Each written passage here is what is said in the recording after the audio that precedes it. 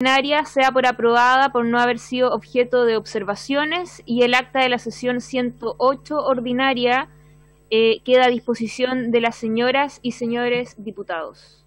El señor secretario va a dar lectura a la cuenta. Señora Presidenta, hemos recibido una comunicación de las empresas generadoras de Chile mediante la cual solicitan audiencia a esta comisión para el día 26 de agosto, lamentablemente es digital, así que tenemos que agendarla en otra fecha, sobre la importancia de la transición energética en Chile.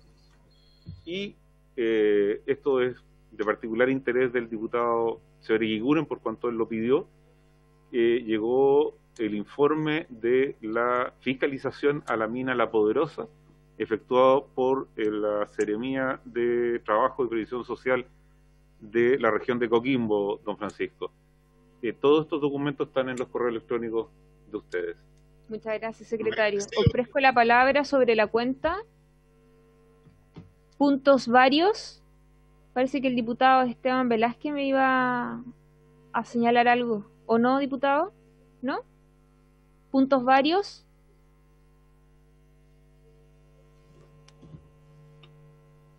Parece que no. Puede ser varios puntos. No, Presidenta. No, gracias. Muy bien, entonces vamos a iniciar la orden del día. El objeto de esta sesión tiene, obviamente, escuchar los planteamientos en torno a las materias de energía y cambio climático a propósito de la solicitud que nos hicieron algunos diputados la semana pasada, que íbamos a dejar esta semana, lo que fue la sesión del día lunes pasado y esta de hoy miércoles, justamente para poder recibir a los invitados que nos hicieran llegar. Para estos efectos han sido invitados la señora Ana Lía Rojas, economista de Ciudadanos y Clima, experta en energía renovable, y también el señor Rodrigo Quinteros, representante de Moray Energy. Y vamos a comenzar con don Rodrigo, así quiero darle la más cordial bienvenida a la Comisión de Minería y Energía. Por lo tanto, don Rodrigo, le ofrezco la palabra y si es que nos ayuda informática de poder compartir pantalla, ¿sí? Don Rodrigo, a ver... Hola. Usted tiene una presentación para compartir, ¿cierto? Sí, muchas gracias por la invitación. Voy a compartir la pantalla, me parece que es lo mejor. Sí. Bueno, nosotros hemos estado en las últimas sesiones, don Rodrigo, obviamente discutiendo justamente con el plan de descarbonización de nuestra matriz energética, y en ese sentido estamos también muy expectantes como Comisión de Energía de poder también tener la visión de expertos académicos en la materia y por supuesto también la visión de las autoridades correspondientes, así que en este caso teníamos el interés de poder escuchar también una voz desde la academia. Así que ahí, don Rodrigo, el micrófono es todo suyo. Bueno, primero quería aclarar, Moray Energy Consulting es una consultora que no es académica, sino que asesora a inversionistas en el sector energético desde hace ya unos 10 años y es en general una de las referentes que utilizan en general los inversionistas extranjeros y también actores locales de todo tipo de tecnología, clientes, para sus negociaciones, análisis, perspectivas en general. Muy bien, muchas gracias. Moray, una de las cosas que a propósito de que mencionaron a las generadoras de Chile, hizo un estudio de descarbonización acelerado en el año 2018 para este gremio y analizó los efectos que iba a tener sobre el mercado y todo eso, y la verdad es que en general somos de una mirada muy positiva respecto de la incorporación de energía renovable, pero obviamente teniendo ciertos resguardos por la operación del sistema. En lo particular, yo fui durante muchos años ejecutivo de compañías del sector eléctrico, desarrollé proyectos y además estuve también a cargo del operador eléctrico del sistema de la época, el SEDEC, como presidente del directorio. Entonces, mis otros socios también tienen una experiencia relevante en el sector y en general tenemos una mirada bastante completa de todos los aspectos técnicos, comerciales, de desarrollo, y es por eso que creemos que podemos aportar con algunos antecedentes que les paso a mencionar a continuación. Entonces, primero, solo para situar la discusión, esta es una lámina muy simple que describe los activos de generación a carbón que hay hoy en el país. Previo al retiro de las 3 unidades que ya fueron sacadas el año pasado, el sistema contaba con 5.500 megawatts aproximadamente brutos, que significan 4.700 megawatts aproximadamente netos de potencia instalada en tecnología carbón. Y está distribuido fundamentalmente en la parte norte, en Antofagasta. No sé si puedo poner el puntero, déjenme ver. Sí. Entonces, espero que lo puedan ver. ¿Sí? Se ve muy bien. Perfecto. Entonces, tenemos una gran base de generación en la zona de Antofagasta, ¿no es cierto? Mejillones, la bahía de Mejillones y Tocopilla. Tenemos ya retirada una central en Tarapacá, Celta se llama. Centrales en Atacama, Guacolda en general, el complejo Guacolda. Y centrales en la quinta región, en Ventanas, y centrales en Concepción. El grupo Colbún, y en él tenía centrales acá. De hecho, de este número ya se han reducido porque en él anunció, ¿no es cierto?, el retiro de sus centrales Bocamina. Entonces, eso por una parte. Después es también importante conocer el concepto de la potencia neta. Estos 5.500 megawatts, en realidad, en términos netos de aporte para el sistema eléctrico, son aproximadamente un 10% menos. Hay consumos propios y otros elementos que hacen que pérdidas, que hacen que la potencia que aportan las centrales carboneras sea más o menos un 10% menos que su capacidad instalada máxima. Entonces, en realidad el aporte máximo de las carboneras, se podría decir, era 4.700 megawatts. Hay que pensar que, como referencia, la demanda máxima del país es del orden de 11.000 megawatts. Entonces, esto era un parque muy importante junto con el hidroeléctrico. La gran mayoría de estas centrales fue desarrollada para superar la crisis del carbón. Si se fijan en estos gráficos, las figuras 1 y 2, lo que muestran es que hay un 58% de centrales en amarillo acá, que tiene entre 5 y 15 años. En general, esto es también importante que sepan, las centrales generadoras están pensadas para ser repagadas en un periodo muy largo, en general 30 años, 25 o 30 años. Entonces, probablemente estas centrales entraron con acuerdos, obviamente, con usuarios, eso es lo común, que garantizaron este pago, y probablemente hay una suerte de discusiones en respecto a cómo esos pagos se pueden acelerar o cambiar o modificar. Hay una parte también muy menor que entró hace menos de 5 años, un 7%, la central de infraestructura energética que está en Mejillones. Y, bueno, las más antiguas, que son las que ya están siendo retiradas, ¿no es cierto? Tocopilla, Engie 12 y 13, y la central, como dije, Tarapacá de Enel. También, en términos de los anuncios, esto representa un 6%, o sea, lo que se ha anunciado como retiro es un 6% del total, perdón, lo que se ha retirado, y lo que se ha anunciado que todavía no se retira es un 26% adicional. Entonces, probablemente hacia el año 2024 ya tengamos un 32% menos de centrales a carbón, sin hacer nada, digamos. Y sin anuncio permanece el 68% restante. Ahora, respecto de el probable candidato a sustituir gran parte de este aporte, el gas natural, esta lámina explica la infraestructura. La verdad que el gas natural tiene una infraestructura sumamente robusta en Chile porque tuvimos, ¿no es cierto?, a partir del año 95 de un tratado entre el presidente Frei y Menem que permitió desarrollar ¿no es cierto?, gasoductos que unían Argentina con Chile. Entonces tenemos en el norte, en la zona norte acá en dibujo, 2 gasoductos, uno que une Argentina con Tocopilla y otro que une Argentina con Mejillones, Salta y toda esa zona en Argentina. Esos gasoductos tienen capacidades para alimentar todas las plantas que están en esta zona.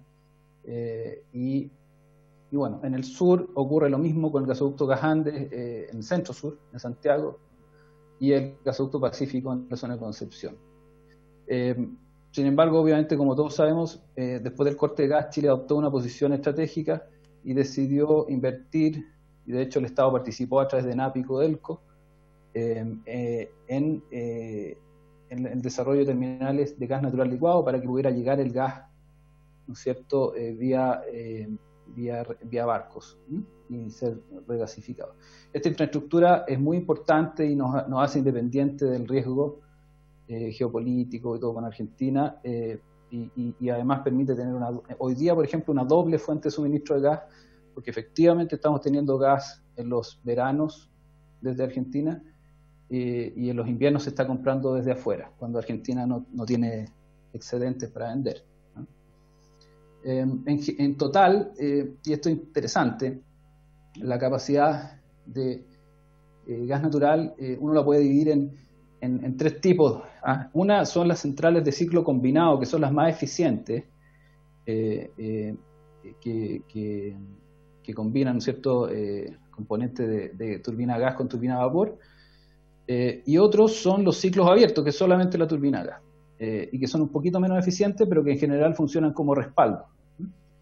Y luego tenemos una serie de otras centrales. Aquí solo puse las más grandes, pues es probable que haya más, que son turbinas a diésel, que podrían ser convertidas a gas natural. En este caso nosotros hemos seleccionado estas tres porque están cerca de gasoductos, digamos, o sea, tienen viabilidad. Entonces, si uno suma todo esto, entre los ciclos combinados que están operativos, que son aproximadamente 3.300 megawatts de capacidad instalada neta,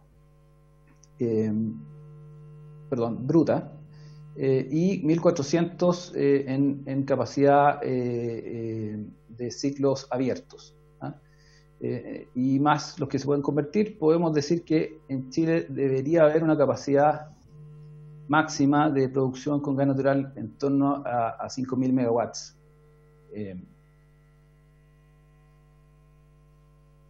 O sea, más o menos parecido, la verdad, a lo que teníamos en carbón. Luego, esto es una mirada histórica del despacho de electricidad en el CEN. El CEN es la sigla del Sistema Eléctrico Nacional. Entonces aquí se ve como desde el año 2006, en lo naranjito ha sido el gas, que ha sido un porcentaje importante, pero nunca más allá, mucho más allá del 20%. Y el carbón, que ha sido realmente el pilar en estos últimos años del suministro, junto acá no se muestra porque queríamos enfocarnos en esto, pero junto obviamente a las renovables que han ido entrando, ¿no? Y que han permitido también superar una menor disponibilidad de hidroelectricidad, que ha sido bien clara. Entonces, en el año 2019, por ejemplo, esta generación termoeléctrica entre carbón y gas representó cerca de un 55%, con un 37% de carbón y 18% del gas natural. La generación a gas superó los 14.000 gigawatts hora, lo que corresponde a la cantidad más alta desde el 2011. Esto tiene que ver también con que a partir de 2018 empezamos a recibir de nuevo gas natural argentino a precios muy competitivos. Entonces aumentó un poquito la oferta de eso. Y también no está acá, pero en el 2020 el mercado del gas está muy barato, producto de todo lo que ocurrió con el COVID y los efectos sobre el petróleo. El gas ha bajado de precio significativamente. Entonces hoy día está compitiendo bastante bien con el carbón. Ahora, una de las cosas que intentamos hacer fue definir un nivel máximo posible de generación de energía con gas natural, como para analizar si al sacar este carbón podríamos reemplazar completamente el aporte termoeléctrico solo con gas. Y ahí lo que está presentado acá es un cálculo directo, digamos, de todos los componentes, todos los ciclos combinados y los ciclos abiertos por terminal de generación de regasificación. ¿Y por qué lo hemos hecho por terminal de regasificación? Porque en realidad, si queremos pensar en una política de largo plazo o mediano plazo, en realidad el análisis o el sistema debe confiar más bien en los terminales de GNL y no en el suministro de gas de Argentina, que es un suministro que de hecho hasta el día de hoy es interrumpible y sin mucho previo aviso, y por lo tanto no permite hacer una planificación con una certeza como la que se merece el sistema eléctrico, y el que ustedes están todos acostumbrados, pero uno que ha trabajado en esto, el trabajo que hay detrás para mantener la continuidad del suministro, la seguridad y la confiabilidad del suministro, que hoy día lo hace el coordinador del sistema, es brutalmente, es enorme. Y uno de esos ámbitos de trabajo es asegurarse y planificar de manera cierta, con una certeza muy, muy alta de que no nos va a faltar el suministro. Entonces, por eso creemos que lo más razonable es analizar cómo podría el sistema abordar este desafío de reemplazar la generación termoeléctrica solo con gas, pero desde los terminales. Y en ese caso, lo que hemos concluido es que el máximo posible de generación tendería a los 33.600 gigawatt hora, que se compara más o menos razonablemente con lo que está aportando hoy día la termoelectricidad, aunque no lo supera, está cercano. Y eso considera además, y esto es importante decirlo, la posibilidad de expandir la capacidad de regasificación de estos terminales. Aquí, si se fijan, en algunos casos dice disponible, en otros casos dice expansión. Cuando dice disponible es porque se trata de capacidades que tienen hoy día disponible la posibilidad de regasificar, es decir, convertir de nuevo desde líquido a gas su compra de GNL hasta unas ciertas capacidades. El terminal de GNL Quintero tiene 15 millones de metros cúbicos por día. Esa es su capacidad de entrega de gas para los usuarios, pero con inversiones relativamente menores, y por eso lo hemos considerado, es posible expandir esa capacidad de regasificación. O sea, tú no necesitas cambiar el terminal de GNL, que son estos tremendos tanques para traer el gas natural, para cambiar la capacidad de entrega de ese gas que está almacenado en forma gasificada, de forma más rápida, digamos, más frecuente. Entonces, se necesita hacer unas inversiones, órdenes de magnitud de 30 millones de dólares, de ese orden, que para estos sectores son bastante bajas, ¿no? Pero obviamente necesitan ser remuneradas, digamos. Eso es, yo creo, que lo que está fallando un poquito en esta estrategia de renovable, digamos, ¿no? Queremos descarbonizar todo, pero no queremos asumir ningún costo, digamos. O sea, yo creo que hay costos aquí que son razonables de asumir, y uno de esos, por ejemplo, podría ser invertir en expandir la capacidad de los terminales de GNL para que pudieran dar un respaldo adecuado al sistema y dar la tranquilidad de que tenemos capacidad de abastecer a lo que necesiten los ciclos combinados o los ciclos abiertos a gas natural, para que podamos utilizar ese combustible mientras se desarrolla toda la infraestructura renovable. Entonces, eso pasa con el terminal de GNL Quintero. En el caso del terminal de GNL M pasa lo mismo, digamos. Hoy día tenemos en el norte, en Mejillones, un terminal de 5,5 millones de metros cúbicos día que podría ser perfectamente expandible hasta unos 8,3 según nos han indicado sus dueños, digamos, haciendo inversiones también de ese orden. Entonces, con eso podríamos, por ejemplo, permitir que estuviera participando en el despacho de las centrales de gas Atacama, que son un complejo enorme, digamos, de 700 megas, hoy día son un poco menos porque con el tiempo van perdiendo su potencia, que hoy día no tiene acceso al terminal de GNLM, y probablemente podría tenerlo en forma eventual, pero no en una condición de uso permanente como la que se espera cuando uno quiere reemplazar, ¿no es cierto?, casi el 50% del suministro del año, digamos, ¿ah?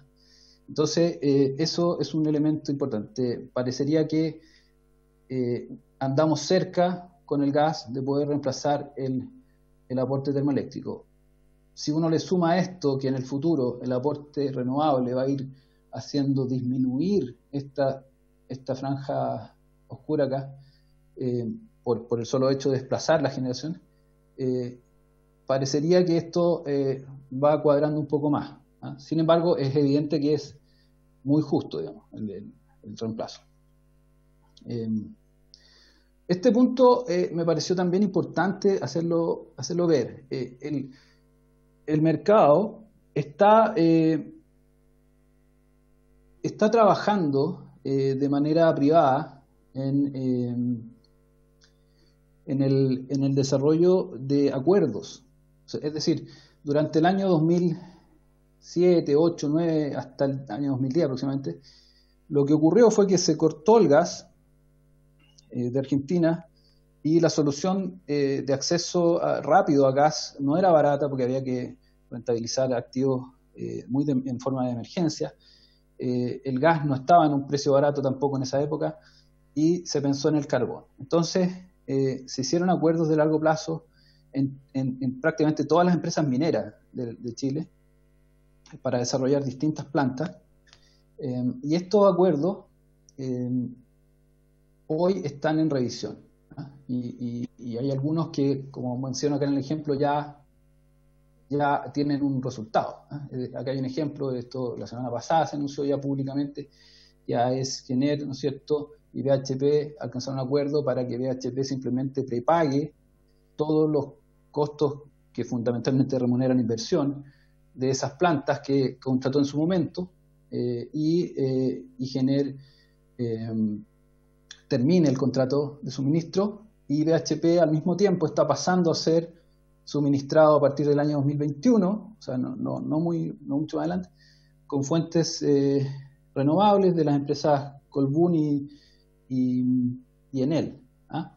Entonces, es un ejemplo de muchas otras negociaciones que están ocurriendo.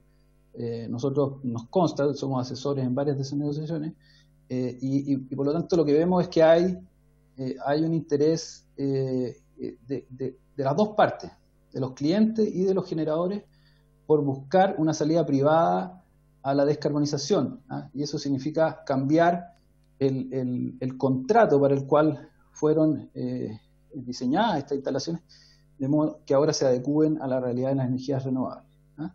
Entonces, ¿qué se muestra aquí? En la figura 5, este gráfico lo que pretende mostrar es más o menos la cantidad de volúmenes de contratos medidos en megawatts, ¿ah?, que están suscritos en base a carbón. Esta es una estimación nuestra. Y cómo esos contratos, porque obviamente todos los contratos son privados, digamos, y no tienen, hay alguna información pública, digamos, en el coordinador. La duración es pública y uno puede inferir, digamos, cuáles son contratos que están vinculados a centrales de carbón y cuáles no, en base a información pública. Entonces, en base a ese ejercicio, uno se da cuenta que los contratos mismos, o sea, el compromiso de venta que estaba respaldado por esta central de carbón, empieza a caer. Empieza a caer porque ya sea estos contratos llegaron a su término original, como puede estar pasando, por ejemplo, con algunos contratos de las empresas distribuidoras que se licitaron en el año 2006, 2007 y que hoy día ya están llegando a término, o porque se han renegociado, por ejemplo, en estos ejemplos que estoy mencionando. Y entonces, estos contratos empiezan a bajar su volumen, y nosotros estimamos que alrededor del año 2025 probablemente un 60% menos de contratos suscritos a carbón van a existir en ese momento. O sea, solo sin hacer nada, digamos, los privados, la intención de las empresas mineras por descarbonizar su matriz, los costos de las energías renovables que están siendo incluso más baratos que producir con el carbón, y el interés de las compañías eléctricas por utilizar los contratos que tienen con sus clientes para desarrollar nuevas inversiones, esas cosas terminan confluyendo y se termina llegando a estos acuerdos de terminar esos contratos y empezar unos nuevos con renovables. Entonces, sin hacer mucho, nosotros estimamos que al año 2025 el sistema debiera haber dejado de solicitar suministro de sus proveedores en base a carbón en una magnitud importante. O sea, pasar de 4.500 megawatts de PPA en base a carbón a 2.000 aproximadamente. Y luego sigue bajando esto en el tiempo, ¿no? Incluso esta estimación todavía no considera los acuerdos que en el futuro se pudieran dar, que muy probablemente van a hacer que esta curva baje más rápido. Acá en la lámina se muestran algunos ejemplos de los anuncios que han hecho las compañías sobre estos acuerdos. Engie, por ejemplo, ha anunciado acuerdos con Antofagasta Minerals, con Codelco, con Glencore, con el Abra, ASGenel con BHP, por ejemplo. Bueno, ¿a qué viene eso? Digamos? A que, en el fondo, esto también hay que mezclarlo y para la comprensión también de ustedes de la dinámica de esto, con lo que los productores, digamos, a carbón están observando también. O sea, cuando ellos terminan sus contratos, no me atrevería a decir ninguno, pero 99% de los clientes relevantes del mercado no quieren contratar energía con plantas a carbón, nunca más. Entonces, estas plantas quedan sin clientes, digamos, y por lo tanto quedan expuestos a lo que se llama una condición merchant, es decir, solo reciben ingresos cuando son despachados por el operador del sistema, porque el sistema obliga a pagar el costo, básicamente, o el costo marginal, pero que en general coincide mucho con el costo carbón. En el caso de Chile, que se ve va a ser un mercado muy basado en fuentes renovables, y reciben también el pago por potencia, que es un pago que remunera costos de inversión equivalentes a los de una turbina, que es un poco más barata que una central a carbón, o bastante más barata. Entonces, al final, lo que termina pasando es que estas plantas, cuando se termina el contrato de suministro, que el que les dio origen y que tenía un precio que les aseguraba una cobertura de inversión de costos fijos, independiente de lo que pasara con la operación del mercado, estas plantas quedan sin cobertura de esos márgenes, sin necesariamente una garantía de cubrir sus costos fijos. En nuestra experiencia, muchas plantas no cubren sus costos fijos con las perspectivas de precios del mercado en condición merchant, o sea, spot o costo marginal. Y por lo tanto, eso explica también que estemos viendo que, por ejemplo, en el primer anuncio o plan de descarbonización que propuso el coordinador en base a la vida útil de las centrales, que es esta línea gris, hoy día estamos viendo la línea azul. ¿Se fija?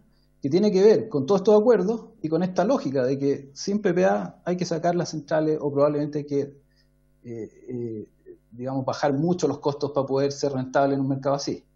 Entonces, esa es una consideración importante. Nosotros, en base a ese criterio, es que pronosticamos que esto va también a coincidir con el término de los PPA. Entonces, esa lámina que nosotros mostramos y que los contratos se estaban cayendo aquí, en base a carbón, debiera coincidir con la curva que muestra cómo los contratos, o sea, cómo las plantas van saliendo, con algún desfase probablemente.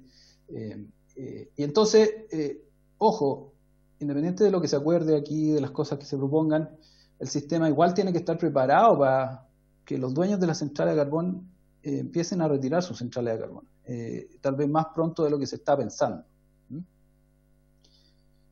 Bueno, en consistencia entonces con esta transformación de PPA, lo que estamos viendo es que estas mismas empresas que están retirando las centrales de carbón están anunciando inversiones enormes en energía renovable. Entonces, por ejemplo, entre el 2020, que aquí en esta lámina también incluye algunas inversiones que están todavía un poquito retrasadas por lo del COVID, pero más o menos andan en este orden, vamos a subir la energía eólica por 2 probablemente al 2025, la energía solar por 1,7 a 2025, y la energía hidroeléctrica también va a subir, porque van a entrar estos proyectos Alto Maipo, que en buena hora va a llegar, si es que se adopta una idea como la de empezar a retirar centrales, y la central Los Cóndores, de Enel. Entonces, esa es la perspectiva hoy día. Yo diría, este aumento es bastante cierto. Nosotros hemos construido esta proyección hasta 2025 en base fundamentalmente a información de acuerdos que ya existen o de centrales que ya están en construcción o que han cerrado financiamiento o que se encuentran muy cerca de hacerlo. Es decir, es bastante cierto. Y bueno, y además, respaldando esta aceleración, más del 90% de estos números que estamos poniendo acá de aumento de generación renovable, hidro, solar y eólica, acá dice otro, hay un problema, es solar. Eso está respaldado en negociaciones y acuerdos de largo plazo, y por lo tanto no dependen mucho de las evoluciones o los vaivenes del mercado de corto plazo o spot. Bueno, hicimos algunos ejercicios. La verdad que no hubo mucho tiempo de preparar mucho más, pero creemos que permite dar una perspectiva que puede ser útil. Hicimos unos ejercicios de cómo el costo marginal, digamos, se puede ver afectado por una decisión como la de retirar todas las plantas del año 2025 o al final del año 2025, es decir, a partir del año 2026 que operan con carbón. Entonces definimos 4 escenarios, uno que se llama retiro por VU o vida útil, que es más o menos los anuncios que hasta hoy día tenemos, más un retiro programado de centrales en base a conforme vayan alcanzando su vida útil. Como vimos en la primera lámina, había un 58% de centrales que tenían entre 5 y 15 años, entonces les queda mucho en ese escenario a esas centrales dentro de la operación. Luego hicimos un escenario que se llama retiro por PPA, que es considerar todo lo que les he explicado antes, es decir, qué pasaría con el sistema si es que se fueran retirando estas plantas de acuerdo al término de sus contratos de suministro. Y un escenario siguiente es retirar la capacidad de carbón y pensar en la incorporación de plantas de concentración solar, CSP, para poder ajustar, digamos, la oferta y la demanda, que efectivamente a nosotros nos aparecen, junto con el gas natural, como las opciones más competitivas. Eventualmente podría ser esa una opción. Lo que pasa es que el gas natural tiene algunos desafíos todavía y necesita algunas señales, creemos, para que pueda haber inversión, y eso lo vamos a discutir más adelante. Pero consideramos la CSP como la alternativa, además de más inversión en eólica y solares. Nosotros creemos que si se retirara el carbón, también habría más espacio para energía solar, un poco más, y eventualmente también aparece más espacio para energía eólica. ¿Por qué? Porque al reducirse la oferta de carbón, obviamente aumentan los incentivos económicos también para la inversión en energías renovables. Eso es directo. Los precios mismos lo presionan en esa dirección. Luego, un escenario final es el retiro al 2025, pero en el fondo no hacer nada, digamos, sino que mantenerse con generación de gas natural y diésel, sin inversiones adicionales. Entonces, este gráfico resume un poquito lo que estamos viendo, es decir, venimos en un mundo donde los costos marginales nosotros los vemos evolucionando más bien en torno entre los 30 y los 40 dólares, y si abruptamente se decidiera retirar el 2025 todo el carbón, nosotros vemos que en una hidrología media, este gráfico muestra hidrógenes, el efecto sería importante, o sea, podríamos llegar de los 35 a los 70, 80 dólares incluso, y si me apuran en una hidrología seca, esta curva se va más por arriba. Entonces, y esto a nivel de promedio anual, o sea, en algunas horas podríamos ver costos marginales de diésel altísimos y eso. Ahora, si consideramos la inversión en CSP, nosotros estamos utilizando una estimación de que los CSP pueden llegar a rangos de inversión cercano a los $3.000 por kilowatt durante la segunda mitad de la década. Y eso les daría una factibilidad de poder remunerarse con precios de energía como los que se darían en el mercado chileno, especialmente una solución de CSP que aporta energía solo durante las noches y no durante el día. Esa es una solución que hemos estado hablando. Entonces, lo que vemos es que esta tecnología podría reducir el costo marginal, el impacto, no lo anula. Y también tengan en cuenta que estos son ejercicios teóricos, o sea, en la práctica no sería raro encontrarse con que, claro, hay que hacer esto, pero hacerlo y efectivamente obtener los permisos en tiempo, obtener todas las decisiones de financiamiento y todo, y efectivamente ejecutar la construcción. Por ejemplo, hoy día, ¿quién se hubiera esperado los efectos del COVID y cosas así? Perfectamente pueden afectar el desarrollo de esto y eso es parte también de lo que hay que considerar en esto. O sea, en el papel se puede aparentemente mitigar este efecto, pero hay que ver. CSP también es una tecnología relativamente nueva. Vamos a ver ahora recién la primera en Chile y si opera bien probablemente se va a seguir repitiendo el ejemplo. Nosotros sabemos que se encuentran en desarrollo otras de estas centrales al menos por 200 megas que podría estar en el 2025-26. Nosotros hemos supuesto, me parece, en este ejemplo, a partir de 2027 que se empiezan a gatillar estas centrales. Bueno, el otro ejercicio es hacer un retiro según los PPA, que hasta ahora, según la curva que les mostré, y nos da que el efecto es bien limitado. Es bien limitado, o sea, parece haber un salto cuántico, digamos, entre pasar del 60% de retiro carbonera hacia niveles superiores. Y esto tiene que ver con que hoy día, efectivamente, las centrales a carbón tampoco se despachan todas y todo el tiempo. O sea, los factores de planta que uno prevé para las centrales a carbón, factor de planta significa cuánto utilizo yo la capacidad que tengo. Entonces, la central no está todo el tiempo operando en su máximo, sino que está operando en niveles intermedios y por lo tanto el sistema no necesita toda la capacidad, sino que necesita menos. Eso es más o menos un 60% en el largo plazo en general, es lo que hemos visto. Bueno, y por último, el retiro o caso business as usual, ¿no? BAU, podría ser la línea azul, en el fondo esa es la referencia que estamos viendo. Entonces, para que vean ustedes más o menos los impactos que hemos logrado estimar de estos 4 escenarios. Y luego, asociado a esto, hay un efecto en el despacho que me pareció interesante mostrarles también. Aquí lo que estamos observando es que en un escenario sin carbón, retiro el 2025, solo gas natural y diésel, si se dieran condiciones buenas de hidrología, podríamos zafar. Podríamos zafar con básicamente el agua, el aporte hidroeléctrico muy importante, desplazándose hacia las horas en que no hay sol.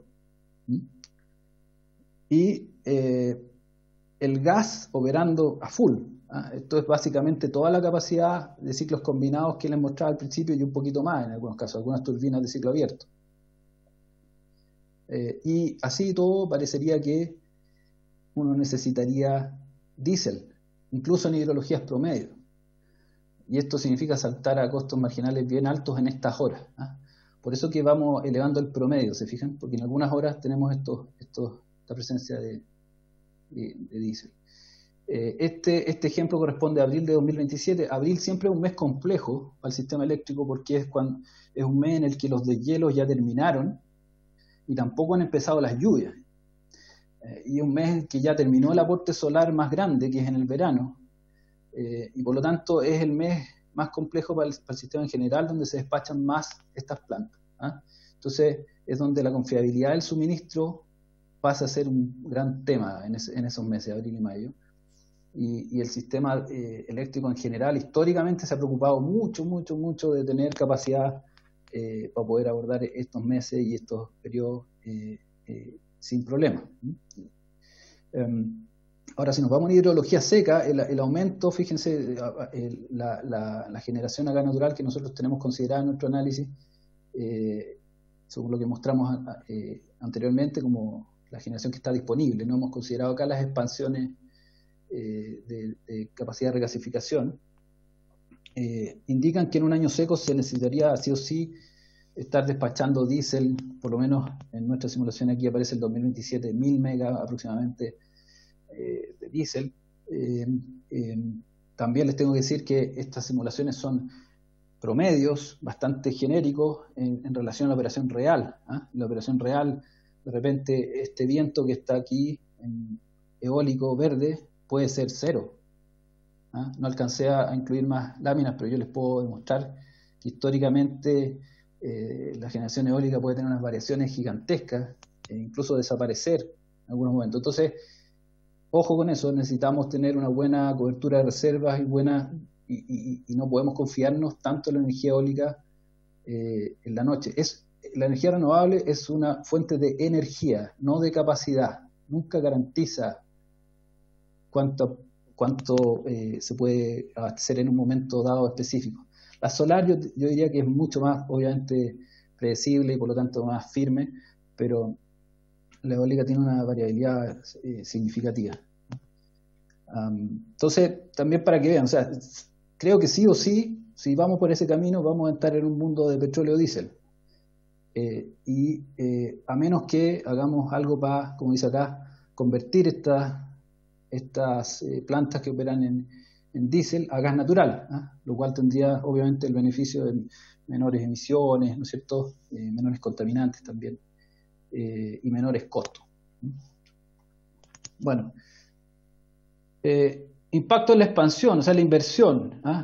Bueno, nosotros vemos que de producirse Don Rodrigo, disculpe una consulta. Sí. ¿Cuánto le queda de su presentación? Se lo digo y perdón por el honor al tiempo, porque también tenemos otra invitada, solo como para tener claridad en los tiempos. Me quedan 2 láminas, creo. Ah, perfecto. Ok. ¿Y cuánto nos queda de tiempo, secretario, para terminar la sesión? Ya, nos quedan 17 minutos. Ok, voy a ir más rápido. Entonces, el impacto en la inversión que se produciría por resolver este problema, por ejemplo, con CSP, más un aumento en solar y eólico, como se observa en la figura, que termina habiendo más solar y eólico CSP, lo vemos en el orden de 5.000 millones de dólares, lo cual parece razonable con la alternativa de ahorrar costos de quemar carbón en el orden de 500 o 600 millones al año. Se produce obviamente una reducción de emisiones, como uno espera en los casos en que se retira todo, y que es mucho mayor obviamente en el caso del 2025. Ahora, el despacho de las centrales a gas natural. El retiro acelerado de estas centrales implica obviamente una mayor utilización del gas natural.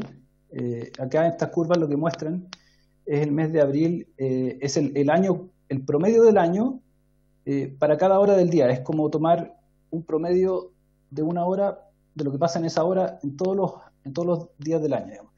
Entonces, lo que estamos viendo es que el retiro acelerado obviamente hace que sea necesario tener gas natural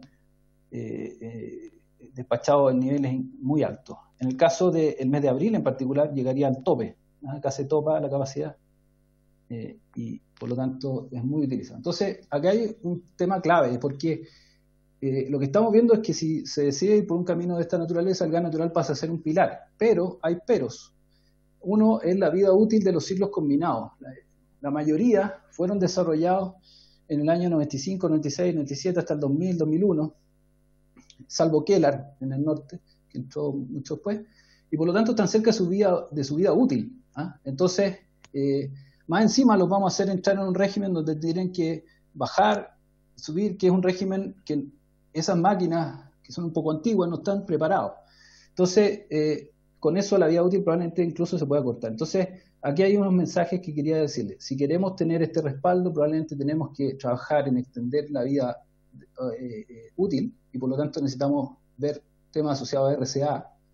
Es decir, hay plantas que su RCA puede expirar y no permitirles hacer este complemento. Hay inversiones que hacer en esto, y por lo tanto tienen que estar claros cuáles son los incentivos para los que hagan estas inversiones. El otro día el secretario ejecutivo decía, claro, si me piden hacer una inversión muy grande por un periodo muy corto, probablemente no se justifique. Entonces hay que pensar en esas cosas. En general, las inversiones para extender la vida útil no son de magnitudes tan relevantes, y por lo tanto nosotros pensamos que deberían ser. Hay ejemplos de casos de centrales que podrían ser extendidas su vida útil en 10 años por inversiones en el orden de 30 o 40 millones de dólares. Después hay que invertir también probablemente en regasificación, si queremos que este respaldo esté. El sistema está muy justo, significa aumentar la capacidad de regasificación de los terminales de GNL. Y por último, estas plantas van a tener costos. Nosotros hicimos un estudio, como les dije, para la Asociación de Generadores sobre esto en el año 2018. Van a tener costos por operar, subir, bajar, costos de partida, qué sé yo, y eso hay que remunerarlo para que esta industria opere sanamente, si no se producen deterioros de la calidad de servicio finalmente. La estrategia de flexibilidad, por lo tanto, que el gobierno y el ministro está impulsando, parece ser clave en esto. Hay que tener en cuenta que la confiabilidad del suministro, es decir, que no nos vayamos a quedar sin luz en algunas horas por estar en una condición muy, muy estrecha, es o va a estar soportada por esta tecnología a gas natural, y por lo tanto es muy importante dar todos estos incentivos que estoy señalando. También, eventualmente, como se vio, puede ser importante también promover desde ya cambios de gas, hacia el gas natural para bajar el costo y reducir emisiones y mitigar riesgos logísticos del consumo masivo. Miles de camiones, no sé cuántos cientos de camiones podrán necesitarse para abastecer centrales operando en plena carga todo el tiempo durante un mes o 2 meses en el año. Bueno, finalmente, comentario final, esta es la lámina final. Conclusiones que quería dejarle a la mesa: la descarbonización natural versus forzada. El retiro a nosotros nos parece inevitable, es solo un tema de gradualidad. El 2025 nos parece muy encima, para un 100% de retiro, muchos desafíos operativos, pero naturalmente sí, o al mismo tiempo, ojo, hay que estar preparado porque podría darse un retiro más rápido de lo que se estaba pensando, y el sistema también debería estar preparado para eso. El gas natural juega un rol clave para reemplazar el aporte del carbón, pero se requieren incentivos oportunos para extender la vida útil, expandir la capacidad de regasificación y para manejar esta transición, mientras existan alternativas. Hoy día, quiero dejar claro, no existen incentivos para que los inversionistas en las centrales generadoras de gas natural pongan dinero en esto. Los clientes tampoco están interesados o todavía no están interesados en esto.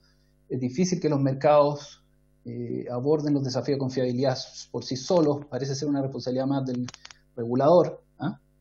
Entonces aquí hay un tema. La estrategia de flexibilidad entonces debe agilizarse, entregar estos incentivos para que se desarrollen estas tecnologías que son gestionables, y sean flexibles a la vez. Unidades a gas natural, CSP, parece ser muy promisorio y renovable, y hidroeléctrica de bombeo también, u otras que tengan estas características debieran ser promovidas. El efecto en costo de operación, aquí prefiero ser cauto. Creo que evidentemente puede haber efectos económicos, pero también dependen de muchas cosas. Depende de la evolución de los commodities, también de la capacidad de los agentes para desarrollar inversiones. Es decir, si los agentes se demoran o tienen trabas para desarrollar las inversiones renovables, obviamente los efectos de hacer esta transición más rápida van a ser más negativos. Si, por ejemplo, se implementan impuestos de emisiones, entre otras variables, eso también podría generar, digamos, cambios en la forma en que uno evalúa, digamos, estos costos, ¿no? Un escenario con carbón probablemente va a tener más costos de impuestos por emisiones que uno sin carbón. Entonces se recomienda, de hecho, estudiar los escenarios de riesgo con más detalle en este sentido. Luego, el traspaso de mayores costos a los contratos existentes, que es algo que escuchamos por cláusulas de aplicación de cambio de ley. Nosotros lo vemos complejo, ¿eh? Tenemos mucha experiencia en negociaciones de contratos y negociaciones de contratos para financiamiento con cláusulas de cambio de ley y cosas de ese tipo, y la verdad es que esas cláusulas en general tienden a aplicarse por los efectos netos. Es decir, no basta con que tú tengas un incremento de un costo de alguna variable, también tienes que tener efectivamente un perjuicio, porque eventualmente puedes tener una compensación por otro lado. Por otro lado, en esa época, cuando se hicieron las licitaciones, por ejemplo, en el 2014, los precios de la electricidad que se vislumbraban no eran los que estamos vislumbrando hoy día, eran mucho más altos. Entonces, creo que esa es una discusión profunda, digamos, no es evidente ese traspaso. Sí vemos que obviamente los consumidores que estén en este periodo contratando suministros de 2025 en adelante podrían ver algunas ofertas afectadas por esta situación, sin perjuicio que, ojo, que en general si uno hace bien las licitaciones para que compitan agentes con tiempo suficiente para desarrollar proyectos y poder ellos cubrirse con energía propia, renovable, efectivamente uno puede mantener dentro o acceder a lo que se llama el costo marginal de largo plazo de la energía, y no los costos marginales de corto plazo que son los que suben, ¿eh? Entonces uno puede acceder al costo de desarrollo. Don Rodrigo, termino mil disculpas, pero tengo que cortarlo porque nos quedan 5 minutos para terminar la sesión y tengo que darle la palabra a nuestra próxima invitada. Perfecto. Si quiere le dejo la presentación, sí, o se la envío para que puedan leerla, pero me gustaría decir solo una cosa final que es muy importante. Okay. El coordinador, o sea, 2 cosas. El ERE es una herramienta clave, porque, como vieron, el sistema va a quedar muy justo en gas natural. Por lo tanto, si usted no mantiene este sistema de energía, de reserva estratégica, corre el riesgo de que las cosas no resulten por el lado del gas o tengan algún problema y no tengas un backup. Me parece fundamental. Coordinador, fundamental que esté ahí tomando la decisión de si es viable técnicamente sacar una central a carbón. No se puede simplemente decir que se van a sacar todas las centrales a carbón sin preguntarle al coordinador lo que significa eso en el sistema eléctrico. Eso sería una irresponsabilidad y creo que tiene que quedar en la ley bien claro. Eso.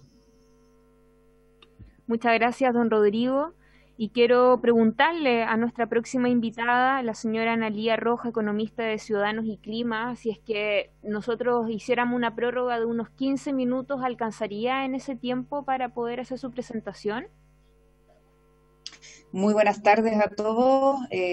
Bueno, la verdad es que estoy un poco preocupada del tiempo permanente, no tengo claro la hora de término de la sesión. Si me lo indican, yo podría ajustar y hacer una presentación un poco más rápida, pero no es la idea. Lo que pasa, señora Analía, que nosotros tenemos citada la comisión hasta las 4:30, son las 4:25, pero podemos solicitar una prórroga de unos 15 minutos y podría tener ahí un margen de 20 aproximadamente. Ok, vamos a tratar de hacer la presentación en 20 minutos entonces, lamentablemente. Y mil disculpas, de verdad, porque nosotros tuvimos también un problema en la sala que nos demoramos más de la cuenta y por eso se nos achicaron también los tiempos de las sesiones de comisiones, así que ahí también las disculpas pertinentes. Ok, voy a tratar de ir corriendo entonces y entiendo también que podríamos dejar entonces para una próxima sesión o luego por intercambio escrito algunas preguntas o mensajes que se quiera hacer llegar en el fondo a mí como en calidad de expositora. Muchas gracias. Voy a iniciar de inmediato la presentación por su intermedio, señora presidenta. Saludo a todos los miembros de la comisión y a quienes están siguiendo esta sesión. Entiendo que hay alto interés por parte del mundo de profesionales renovables y de las empresas también, tanto incumbentes como desarrolladoras y operadoras nuevas, de cómo se está dando esta discusión del proyecto de ley que invita entonces al retiro total del carbón al año 2025. Por eso he preparado una presentación para dar elementos de juicio, ¿cierto?, para la discusión de cómo y cuándo se debería planificar el retiro del carbón en escenarios cambiantes. Y ahí voy a tomar la presentación que ha hecho Rodrigo, en términos de que esto también es una intervención para proveerle de herramientas, ¿cierto?, a las autoridades y a las personas que están evaluando, los tomadores de decisión, tanto en el Parlamento, en el Poder Ejecutivo, pero también en los agentes privados que son los responsables finalmente de hacer el desarrollo de estas inversiones. Los contenidos de mi presentación básicamente son elementos de juicio, que creo que es importante siempre tenerlos en la retina para evaluar los escenarios, y la importancia precisamente de hacer escenarios y no proyecciones. La experiencia internacional, brevemente, para tomar casos de modelos que están y de países que están haciendo retiros de centrales carboneras en el mundo y evaluar su grado de efectividad. Los ejercicios y preguntas en relación a gas y carbón. Rodrigo ha hecho bastante repaso y en forma muy técnica y muy acertada, ¿cierto?, de lo que significa el reemplazo del carbón por gas. Yo voy a añadir algunos otros elementos también, y las conclusiones y recomendaciones. En términos de los elementos de juicio que decía al principio, lo importante es que cuando hablamos de energía tenemos que darnos siempre cuenta de que este es un escenario incierto, ¿ya? Por lo tanto, no se hacen proyecciones, no se hace una recomendación, sino que se hacen escenarios. Y yo creo que en eso coincidimos con el expositor precedente, en el fondo, de que aquí hay que modelar escenarios. También es importante evaluar opciones que se deben pensar en periodos de tiempo, en general, de 5 en 5 años, pero aprendiendo sobre todo de nuestras propias lecciones. Las lecciones de, por ejemplo, el corte de gas o las sequías, que han sido shocks externos negativos, ¿ya? Y así se modela, no sé si se debe modelar, y por otro lado, shocks externos positivos, como lo que generó la entrada de las renovables, ¿cierto?, al sistema. Estos cambios, lo más importante, quiero señalar acá con énfasis, que invalidaron muchas de las proyecciones de largo plazo de expertos que en el fondo hicieron, ¿cierto?, suponer un desarrollo de ciertos escenarios que finalmente no se dieron así. Por lo tanto, la importancia de tener siempre más evaluaciones disponibles que una sola recomendación. Y lo importante también, creo yo, señalar que hay que mantener opciones abiertas y flexibles para asegurar la seguridad energética o el abastecimiento energético del país. Al final, creo que en mi trayectoria de 20 años de profesión en el campo de la energía y específicamente en las renovables, todos estarán de acuerdo conmigo que nosotros queremos más renovables. Yo vengo a representar acá a la mesa la discusión de cómo se hace la transición más rápido, más acelerada, porque es lo deseable. Todos queremos más renovables, pero ¿cómo damos este salto? ¿Ya? Y eso yo creo que son las preguntas o los statements que nosotros debemos atender. Efectivamente vamos a tener más gas en vez de carbón, porque va a haber un efecto sustitución de corto o mediano plazo.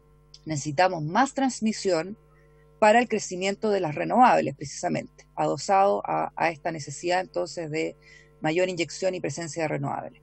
Y también necesitamos más eficiencia energética, que es un punto que generalmente queda fuera de la discusión cuando se habla de la transición energética, la descarbonización, porque pareciera obedecer más bien a decisiones individuales o de carácter doméstico, pero creo que no lo son. Entonces, ¿cuál es la forma de impulsar la transición? Y la pregunta acá, y donde quiero centrar mi presentación, es las experiencias y los ejemplos de reglas mandatorias, ¿cierto?, o producto de una prohibición, un retiro, una solicitud de retiro, ¿cierto?, por ley, lo que lo hace vinculante, versus un diseño de reglas de mercado que contengan en el fondo señales económicas para la descarbonización.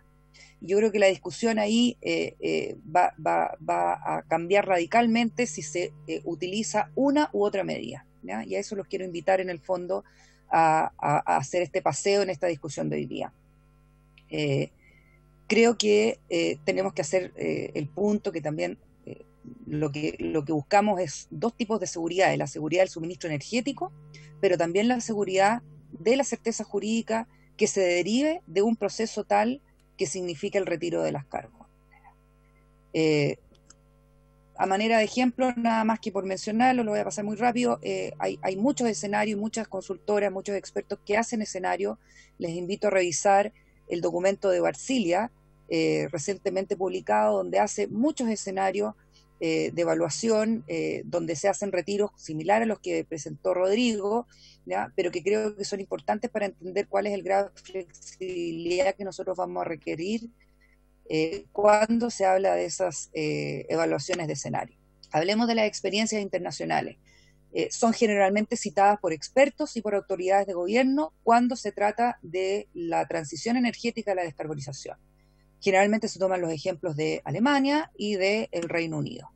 En Alemania tenemos un caso vinculante por ley, una ley que fue aprobada recientemente, en enero, julio de este año, se dio finalmente la aprobación a la ley que hace mandatorio el retiro de todas las centrales a carbón al año 2038, pero incluye una compensación económica de 40.000 millones de euros. ¿Ya? Importante notar que la realidad de Alemania tiene una industria de carbón, lignito, que es importante desde el punto de vista de la transformación social que ese país va a requerir en el fondo para eliminar no solamente la generación a carbón, sino también la industria del carbón en Alemania. ¿Ah? A diferencia de Chile, nosotros tenemos otro tipo de utilización de carbón, no tenemos además una industria de carbón, pero es importante hacer esa aclaración a propósito de las comparaciones que se quieren hacer a veces con Alemania. Lo otro importante, se hace también un retiro considerando interconexiones, ¿cierto?, que permiten una flexibilidad y un respaldo distinto al que tendría Chile. Ahí está interconexiones de electricidad y de gas con respecto al resto de la Unión Europea. Y también hay un diseño de retiros por licitaciones que se prevén en el fondo subasta para que los operadores de planta de carbón retiren su capacidad instalada de acuerdo al cronograma de gobierno. Entonces los quiero dejar con dos ideas acá. Es mandatorio, hay una compensación asociada, pero también hay una industria importante que significa un cambio social y por lo tanto un programa de reconversión súper importante que en el caso de Chile no existe. ¿Qué es lo que ha pasado en el caso del Reino Unido? El caso del Reino Unido obedece a otro tipo de diseño, es un diseño de mercado. Y cuando digo de mercado, quiere decir que en el fondo se instaura un mecanismo, un incentivo o un desincentivo en este caso, que se ha basado básicamente en el impuesto verde, ¿ya? El impuesto a las emisiones, al CO2, pero también al dióxido de sulfuro, al óxido de nitrógeno, al NOx y al material particulado. Pero lo importante de este diseño es que está correctamente aplicado sobre las centrales en operación a carbón, porque se aplica al despacho económico de las centrales de generación. Y eso es una cosa fundamentalmente a la que nosotros tenemos hoy día con un impuesto al carbono bajo, con una cifra discreta de $5 la tonelada equivalente de carbono, y que, como ustedes todos saben, no afecta el costo variable de despacho de las centrales, por lo tanto, no genera, para mi gusto, el desincentivo de emitir, ¿cierto?, generar con carbón. Entonces, los resultados, en el fondo, aquí voy a ir muy rápido. En Alemania tenemos un IS en donde la base, digamos, ustedes pueden ver lo que significa todavía en la generación eléctrica de carbón lignito y de carbón duro, carbón bituminoso, que no ha variado mucho desde los años 90 hasta el año 2019. Ahora hay evidentemente una contracción, ¿cierto?, en la generación, pero si tú lo comparas con el efecto de la disminución de la generación en carbón, que ha significado el diseño de mercado de un impuesto verde efectivo sobre la generación del carbón en el despacho, tenemos evidentemente una disminución muchísimo más atractiva, muchísimo más significativo. Vean ustedes ahí en la flecha amarilla, cómo desde el año 2016, al iniciarse la aplicación del impuesto a las emisiones, que ya existía previamente, pero se empieza a aplicar sobre el despacho del carbón, efectivamente reduce la generación a carbón a niveles nunca antes pensados, tanto que se habla de el término de la dependencia o la adicción del carbón del Reino Unido, ¿cierto?, frente al hecho nunca antes entonces registrado de esta bajísima contribución del carbón a la matriz de generación del Reino Unido. Ha aumentado también el uso del gas y ha aumentado también, por supuesto, el uso de las renovables. Entonces, en Chile, ¿qué tenemos que hacer? ¿Qué opción tomamos? La provisión forzosa y mandatoria, lo que significa un proyecto de ley como el que se discute hoy día en la Cámara y en el Senado, versus un retiro diseñado por mecanismos con posibilidades de respuesta frente a contingencia. Entonces, quiero invitarlos a hacer el mismo ejercicio presentado por la CNE en la sesión pasada, en donde se hace un ejercicio del retiro, ¿cierto?, de lo que significa el retiro del carbón dentro del despacho, en orden de mérito de lo que es la generación para suplir una determinada demanda, y veamos cuál es el resultado de esos ejercicios. El ejercicio que vamos a hacer es incorporar, y aquí lo explico, ¿cierto?, un impuesto al carbono para entender qué sucede con el despacho del orden de mérito. Entonces, repasemos. En la sesión pasada, la CNE explicó claramente cuál era el orden de mérito del despacho en la generación, dónde estábamos hoy en una situación de base, ¿cierto?, con carbón más económico que el gas natural, y sitúa entonces el ejercicio de un rango de demanda en el día con la flecha gruesa celeste, que en el fondo es suplida, ¿cierto?, por la generación a carbón y eventualmente marginalmente en el último despacho, ¿cierto?, con ciclos combinados con gas natural, en base la hidroelectricidad y las renovables operando.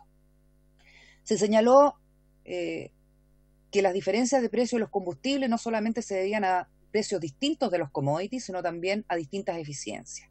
Pero lo que no se indicó es que también se deben a que los costos variables del despacho no incorporan todas las externalidades o los costos de las externalidades negativas que el uso de cada combustible implica. El más evidente de todos ellos, el impuesto a las emisiones de carbono.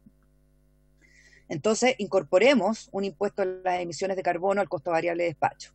Añadimos al carbón y añadimos al gas, pero esta adición resulta ser menor en el caso del gas, ya que este genera mucho menos emisiones y contaminantes que el carbón.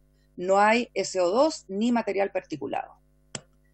Entonces el ejercicio gráficamente lo pueden apreciar ahí. Yo he añadido un impuesto verde, ¿cierto?, en el orden de mérito del despacho, los costos variables, y quiero ver qué pasa entonces.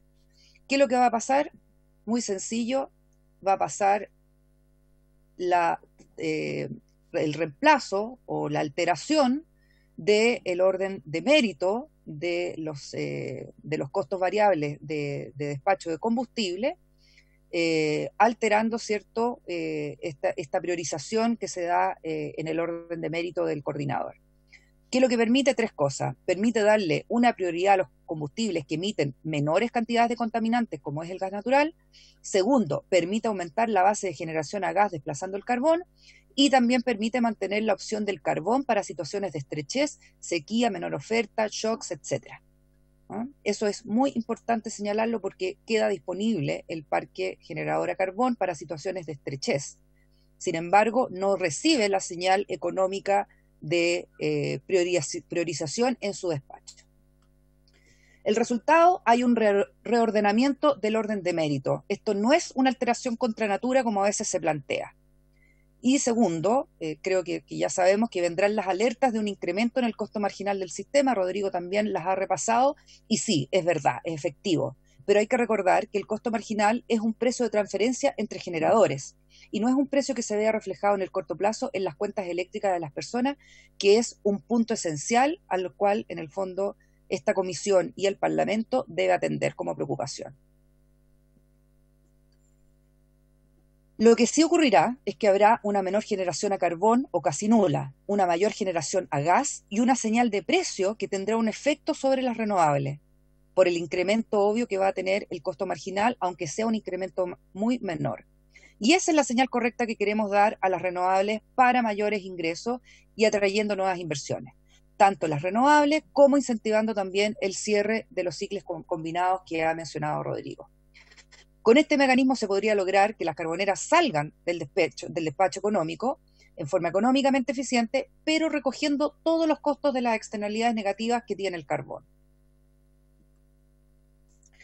En un ejercicio más teórico, he querido aquí reflejar un ejercicio de las curvas de indiferencia o de sustitución que tenemos en Chile entre el gas y el carbón. Lo importante aquí es señalar es que en los niveles actuales de precio del carbón, al ser este un carbón barato, ¿ya? La zona de competitividad del gas versus el carbón es muy pequeña, es esa área achurada que está ahí en color celeste.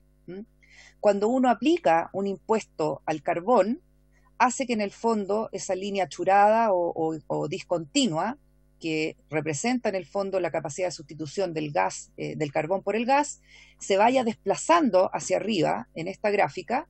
Hoy día tenemos estos actuales $5 por tonelada equivalente de CO2, se desplaza y por lo tanto el área de competitividad aumenta. Ahora bien, si el impuesto fuese mejor diseñado y tuviese un mayor impacto en cuanto al valor de este impuesto, la zona de competitividad del gas aumentaría muchísimo más y por lo tanto el espacio a competir con gas natural o con gas natural licuado sería mucho mayor. En el actual diseño, lamentablemente, tenemos un impuesto sin efecto en el despacho porque no desincentiva la sustitución del carbón por gas y por ende la disminución en el CO2, y solamente tiene un efecto recaudatorio que no es el fin por el cual el impuesto fue diseñado. Un impuesto verde inadecuado es lo que ha obligado a generar proyectos alternativos para el retiro de las unidades de carbón. Eso yo creo que es el origen entonces de las circunstancias en las que estamos discutiendo hoy día este proyecto de ley. Quiero hacer un alto respecto a lo que significa un alza en el costo marginal del sistema, lo mencioné brevemente anteriormente, pero creo que es importante profundizar en la significancia que tiene el alza del costo marginal. Efectivamente, el costo marginal podría tener un alza, ¿cierto? Que ya la vimos por qué, pero el alza del costo marginal per se no es mala y no significa mayores alzas en las cuentas eléctricas. Recordemos que las tarifas hoy a clientes regulados son el resultado de licitaciones de contratos de largo plazo de 15 a 20 años entre generadoras y distribuidoras.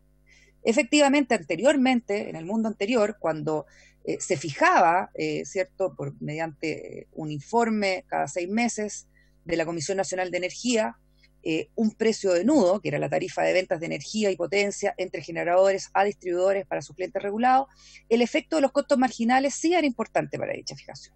Pero eso precisamente ya no ocurre desde el diseño y el reemplazo de este mecanismo de adjudicación de contratos para los clientes regulados, que independiza a estos de los vaivenes del costo marginal.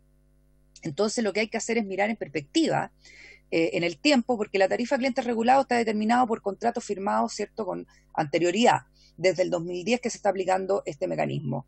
Por lo tanto, estos precios de los contratos no incorporan el costo marginal como un indexador.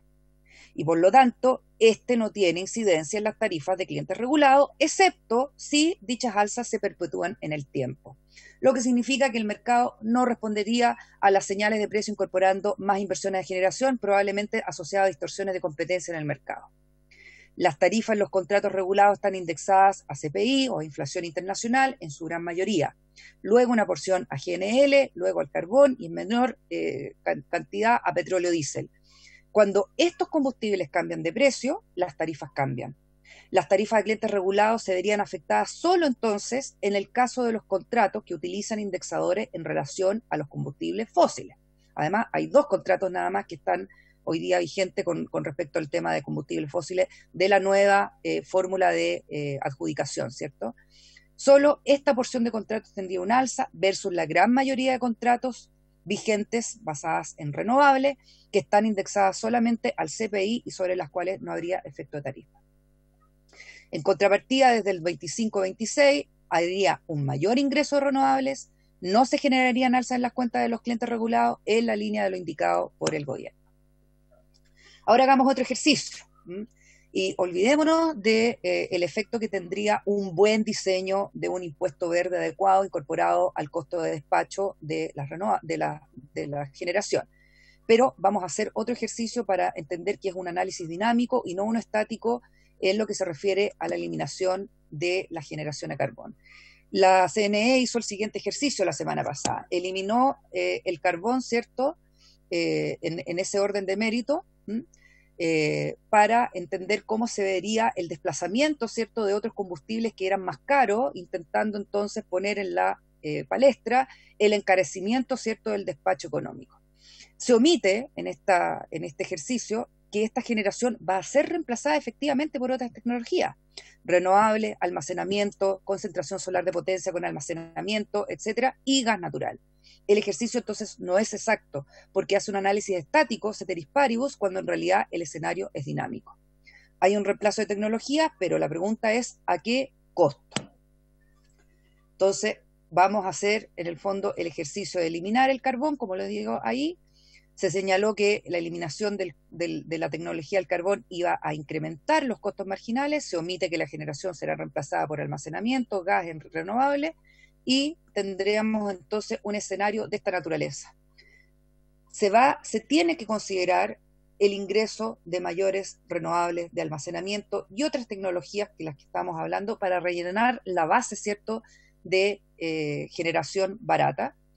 Y también hay que mencionar que la disponibilidad del parque de generación de gas en el año 2019 fue un 76%, mientras que el carbón operó a un 69% de su capacidad máxima, lo que hubiese sido potencialmente posible una sustitución completa a la generación de carbón por gas. Entonces, ¿cuál es la pregunta finalmente? ¿Al 2025 se puede o no se puede eliminar el carbón? Yo creo que eso es lo que necesitan probar para hacer las recomendaciones de política pública que el país necesita. El gas, el carbón, por todo el gas que nosotros tenemos disponible hoy día no sería factible con las capacidades actuales de infraestructura, de ciclo combinado.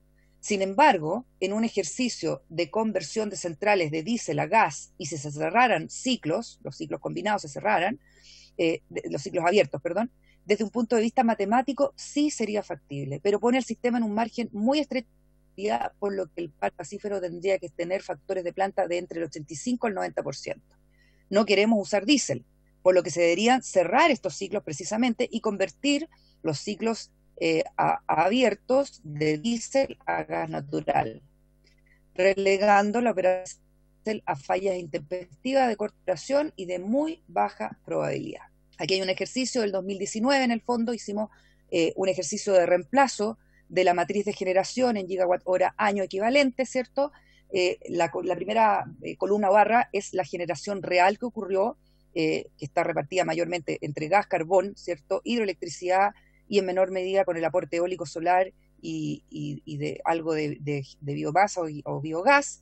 Y entonces hicimos el ejercicio, esos son datos reales del coordinador, hicimos el ejercicio de reemplazar, y hicimos un ejercicio interesante porque en vez de reemplazar el carbón, reemplazamos el gas por el carbón, para entender cómo la flexibilidad entre los dos combustibles existe. Y efectivamente se podría haber hecho una completa satisfacción de la demanda eléctrica reemplazando o eliminando el gas por el carbón. Pero el ejercicio también es interesante desde el punto de vista del reemplazo del carbón por el gas, que es la tercera columna, y entonces también las capacidades actuales podrían haber contemplado, ¿cierto?, esa opción o ese escenario.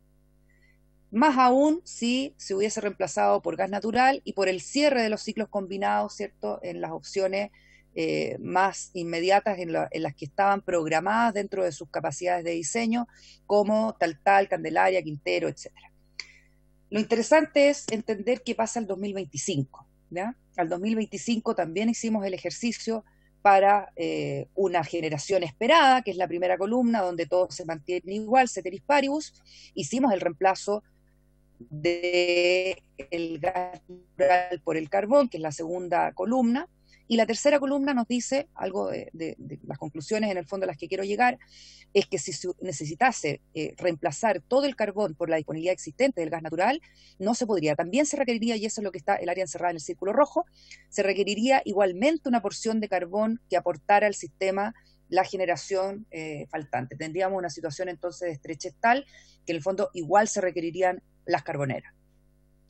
Ahora bien, si hubiese un cierre de ciclos combinados, ¿cierto?, en estas opciones en donde se consideraron sus expansiones, en sus diseños originales, entonces sí podría haber una sustitución completa al 2025.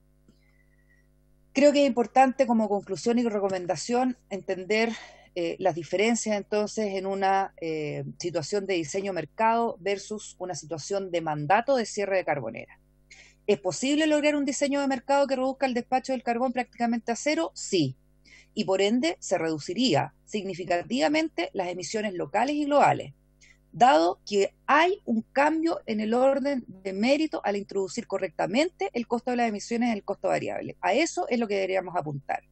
En este diseño de mercado, además, es compatible con la NDC de Chile para lograr cumplir con las metas de emisiones al 2025. También creo que es muy importante señalarlo. Este diseño de mercado favorece la penetración de las renovables y de otras tecnologías como la concentración solar de potencia y almacenamiento, ya que éstas generarían un margen al no tener costos de emisiones. El diseño del mercado además incentiva el cierre de los ciclos de gas abiertos, ¿cierto?, para aumentar la capacidad de despacho a gas eficiente y la transformación de unidades diésel a gas. ¿Cuáles? Las que el mercado determine. Y, por último, la opción de una ley vinculante, y aquí es lo más relevante, creo yo, de toda la discusión que hemos tenido en esta, o mi presentación, la ley vinculante no permitiría mantener las unidades a carbón como una reserva dinámica si fuesen necesarias en la primera fase de la transición, limitando así la seguridad energética asociada, por supuesto, a una evaluación correcta, justificada y fundamentada por el coordinador eléctrico. Respecto de las conclusiones, que son en el fondo las señales que se derivan para los agentes privados de todo este proceso de retiro de carbón por una ley mandatoria, quiero hacer un breve recuento en lo que ha significado las últimas modificaciones introducidas en el mercado eléctrico, que han un poco desestabilizado la certeza jurídica en la que se desarrollan las inversiones. Recordemos tres de ellas. El fondo, ¿cierto?, de congelamiento de tarifa, que significa un aporte de 1.350 millones de dólares para estabilizar las cuentas eléctricas. Segundo, el aporte de 600 millones de dólares aproximadamente de la generadora por la ley de servicios básicos, asumiendo la responsabilidad en el fondo que significa la cadena de pagos y el rol que estos tienen en ella, y la señal de tarifa de reemplazo de leña por calefacción, que aunque es una porción pequeña del mercado, son apenas 120 gigas, ¿cierto?, al año, sí le da una desestructura o viene a modificar, ¿cierto?, los contratos existentes entre generadores y distribuidoras, y entrega una señal entonces de precio que es distinta. En eso quiere decir entonces que han habido cambios que han afectado las señales bajo las cuales se desarrollan las inversiones del sector eléctrico en el último año y medio. ¿Qué es lo que implica esto? Una señal regulatoria. La señal regulatoria, y aquí a lo que quiero ir para la recomendación final, ¿cierto?, es que no basta con sacar la generación a carbón para incentivar las inversiones en energías renovables. Todos queremos que el carbón no participe, ¿cierto?, de la matriz, pero creo que son formas distintas y con resultados muy distintos para la seguridad energética de cómo en el fondo este retiro se haga. Según los grandes desarrolladores operadores renovables, entrarán al sistema cerca de 10.000 megawatts adicionales de solamente energías renovables. Al 2025 solamente habrá una ola significativa de 6.000 megas en renovables. Pero, ¿qué es lo que también se requiere? Planificación y materialización de la transmisión nacional y zonal, coherente, que permita la incorporación de la nueva generación al sistema en forma económicamente eficiente y sin limitaciones relevantes de la transmisión. Sin eso no sacamos nada con retirar el carbón. También necesitamos certeza jurídica, ya que esta, si se ve afectada, ¿ya?, por el plan de retiro mandatorio de las centrales a carbón, aunque en el fondo estemos de acuerdo, puede afectar negativamente la confianza y la percepción de riesgo del mercado de los agentes responsables de estas inversiones, que hoy día muchas de ellas son los mismos incumbentes propietarios de las centrales a carbón: los desarrolladores, la banca, los fabricantes, los comercializadores. Tercero, para que las políticas públicas sean efectivas, se tiene que diseñar mecanismos coherentes y efectivos. Por ejemplo, diseñar un impuesto de emisiones que penalice efectivamente las unidades emisoras del carbón y otros contaminantes. La invitación entonces es a atender el fondo de la cuestión. Si hay cambios de señales, estas deben ser pro inversión y una agenda de reactivación verde en vista de la magnitud de las inversiones que se requieren. Con eso termino. Muchas gracias por su atención, señora presidenta, y a todos los participantes y diputados presentes en la sesión de hoy día.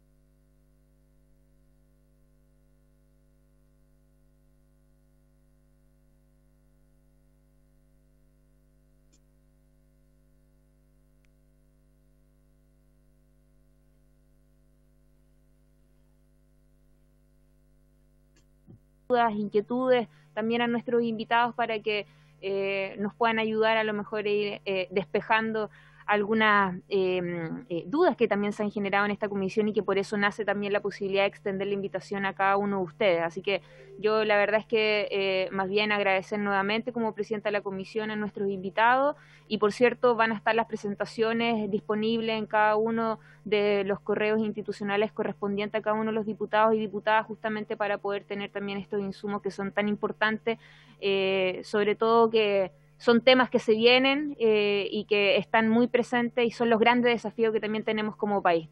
Agradecerle a nuestros invitados y por haberse cumplido el objetivo de esta sesión, esta se levanta. Muchas gracias.